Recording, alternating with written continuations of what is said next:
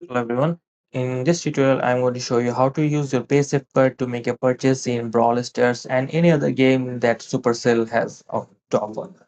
So first, open your browser and go to store.supercell.com and go here, Brawl Stars stores.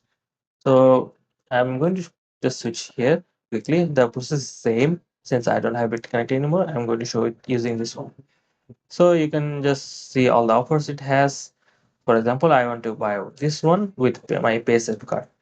So as you can see, I will receive some bonus at the checkout and just click checkout and this will take me to this page here.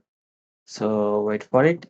And now this is where you want to add your Paysafecard card on the payment page. So as you can see, it is PayPal, GPay, Amazon Pay and more, but you will want to choose this one, credit or debit card here, and then add the details of your Paysafecard card. So simply import your 16-digit card number, first name, last name, month, year, CBC, and simply click pay.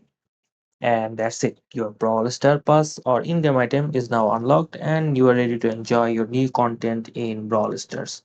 The same method will work on all other games as well. So, and that's all it for this video, and I'll see you in the next one.